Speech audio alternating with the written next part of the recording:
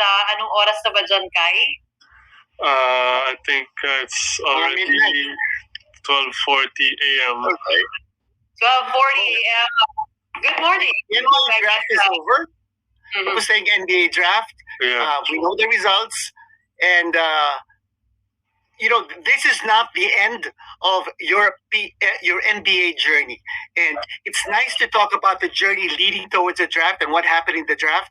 And we'd like to find out, first off, from Kai, what is your feeling at the end of this draft? You were not chosen.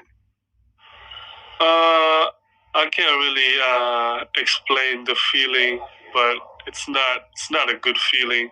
Obviously, I really worked hard and really did my best to get here, but it's what happened, and I believe God has better plans for me, and just keep on going, and I won't stop. I think a lot of people here don't really understand exactly what this whole draft and stash thing is. Kai had a couple opportunities, and we discussed it as a team. He had a couple opportunities where teams said, listen, we'll draft you, but we don't want you to come right now. We want to hold your rights. We want to stash you on a team outside the United States. And that's generally a pretty bad idea. And what the audience and the basketball public needs to understand is, I'll give you two examples here. Let's look at the player who was drafted last in the draft. Besson, who played also in Australia.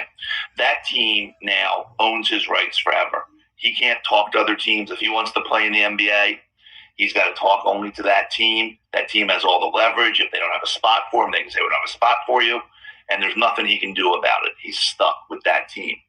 By not being drafted in a year when Kai is going to be stronger and obviously more marketable NBA teams, and he got a lot of people intrigued this year, we can talk to all 30 teams. He's an unrestricted free agent.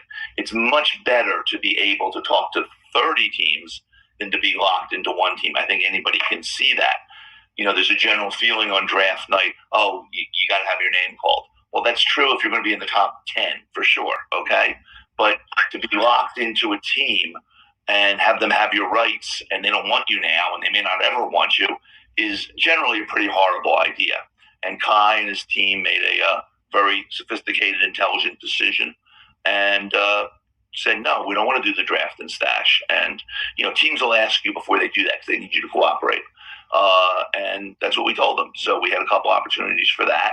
We had a couple opportunities that I knew of during the season in Australia where teams said, hey, we'll draft them. If you guys will do that. I told them, well, I'll get back to them. They'd have to make any decisions in February or March. But that's kind of how it went. But Kai had a good draft process. He showed a lot of things to teams, and he's going to be heavily on the radar for these teams in this coming year. Moving forward, Joel, do you think Kai has expressed moving towards the league season opening?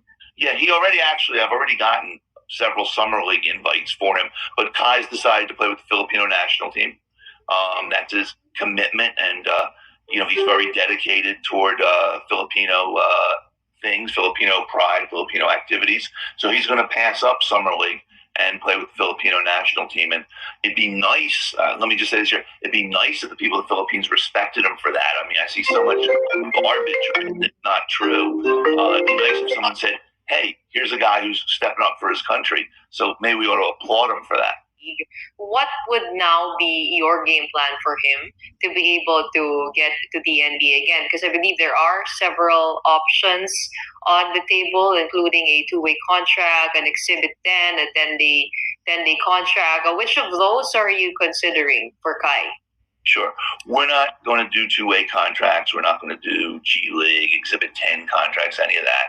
Kai's going to, at this point, we always talk, and, this could change, but at this point, the plan is for him to go to a non-North American team. He could go back to Australia. There's some other teams in Europe that are interested. He's going to develop wherever he goes.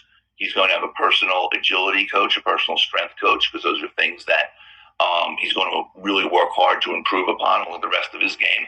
And I think that, in the following season, he'll be in the NBA.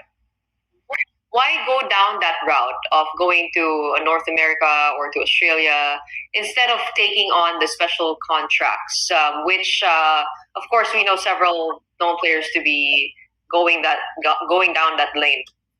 Sure. With a two-way contract, you're not going to play very much. He needs to play. You're just not going to play very much unless there's a bunch of injuries or something unusual happens. You are the 16th or 17th guy on a team, and you just don't play that much. So he needs to play. So that's a reason right there that he wouldn't do that.